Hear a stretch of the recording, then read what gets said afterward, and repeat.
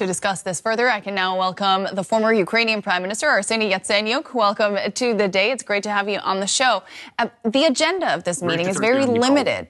Are these really peace talks if peace is not on the table? Well, I never trusted designated war criminal Putin. He has no intention to conduct real peace talks. It's a kind of brief chat. Have you seen that they've been talking for around an hour? So there is no real deliverables. The only aim that Putin has is actually to simulate these kind of talks and to show to those in the need, I mean mainly the Oval Office, that he is ready for some kind of vague talks. But in the end, he is just trying to buy the time and to cheat all of us. Why is Ukraine playing along? Well, no, Ukraine is acting in a good faith. In this way, Ukraine's delegation is showing to the entire world that we are ready to cut the deal, that we urge Russia to impose a ceasefire, that we already passed the memo to Russians, which are completely irreconcilable with the memo that Russians passed to us, because Russia wants to annihilate Ukraine and Ukrainians want to save Ukraine. So my government is acting in a good faith, and this gives an additional argument to our Western allies and to the global South, saying that, look, Ukraine is ready to cut the deal and Ukraine wants really to negotiate and to stop the war, which is Russia is not eager to make. Yeah. When negotiators last met 7 weeks ago, the Kremlin said that their terms for peace were diametrically opposed with Ukraine's. I'm hearing you say the same. Has anything changed since then to shift the dial for either side, really? There is only one way to shift the dial. It's to press on Russia fiercely, as strong as possible. And the latest package of sanctions that have been passed by the European Commission and by the European Union is a good leverage. It's all about the endorsement and execution of these kind of sanctions. The best way to get the real peace is to deprive Russia of its oil and gas revenues. The best way to get the real ceasefire is to give Ukraine as much ammo as needed. The best way to stop Putin is to press on China, which is clearly aligned with Putin. So they are together collaborating and supporting Putin actually to wage the war against Ukraine. This is the formula.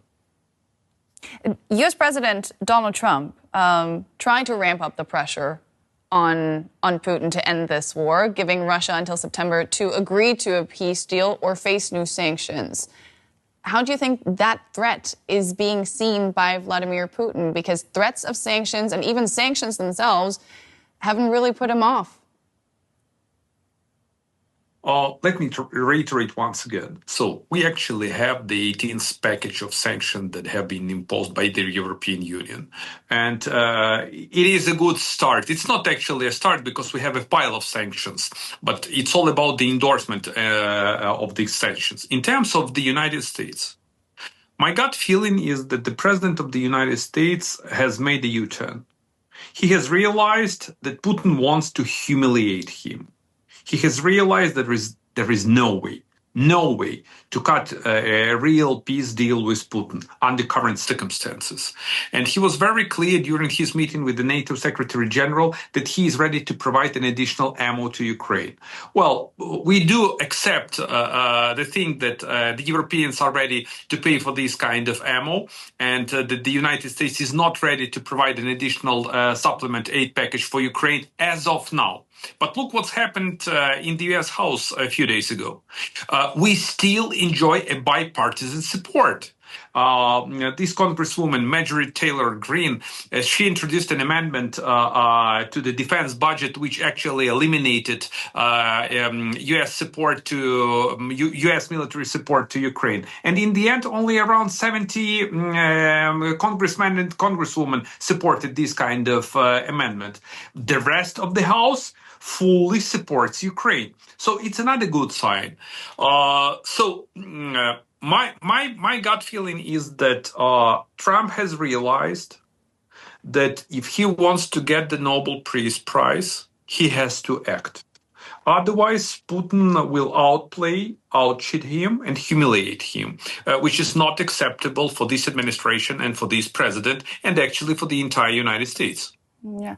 He is known to flip-flop, though, and this is not the first U-turn, as you call it. We've seen him perform on this topic.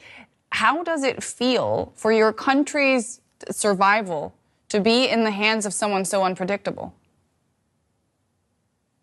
We are living in realpolitik, and the world is sometimes very unpredictable and even cynical. But on the other hand, look, I do believe that Americans fully realize that in case if Ukraine fails, this would be a biggest geopolitical failure of the entire United States of America and of the entire West. And we still have the support of G7 member states, of the entire European Union, of the United Kingdom, and we really commend Germany. So once again, you're right saying that we can get another flip-flop. But President Trump is not ready to accept his own defeat. And Ukraine's victory is President Trump and the entire Western world victory. Ukraine's failure is a disaster for everyone, including personally President Trump, which he is not ready to accept. I want to move on to another topic because Volodymyr Zelensky is under a lot of domestic pressure this week as well. There have been rare street protests against a new law weakening the independence of two anti-corruption agencies. He's now vowed to present a new bill, but please give us your assessment. Why did he risk public support over this? My government 10 years ago established all these anti-corruption bodies and anti-corruption agencies. And I, as a prime minister, was in favor of granting a super, I would say, independence for all these agencies. And we achieved a lot in the last decade, really. It's a staggering and tremendous progress. A lot of high-profile officials, public officials, and even Chief Justice, they are behind bars. So these agencies are not flawless. And we need to increase the efficiency of these agencies. But the thing is that Ukrainian people will never tolerate corruption. And the president just announced that he is ready to introduce a new bill, which is to enhance the independence of Ukrainian anti-corruption bodies. So they've made a mistake. And he has not admitted that it was a mistake, though. He has given in to pressure. Yes, he's not presented a new bill yet. And we're seeing right now, as we speak, people out on the streets in Kyiv, again, protesting against President Zelensky. And that plays into the hands of Vladimir Putin, doesn't it? That's my reading, that they've made a mistake. And what am I listening, as I'm listening to President Zelensky, he has realized that he has to change the course. Because, otherwise, we can undermine Ukraine's bid to join the European Union. And once again, I am frankly happy. Look at the Ukrainians. Look at the Ukrainian vibrant civil society. Look at the Ukrainian young generation. They are very clear. They will never buy this. They will fight for justice and they will fight against corruption. That's similar that happened a decade ago in 2014 when I was one of the leaders of Maidan. So this mistake will be definitely corrected. There is no other option. That was Arseniy Yatsenyuk, former Prime Minister of Ukraine. Thank you very much for your time. It was great to get your insights. Thank you. Take care.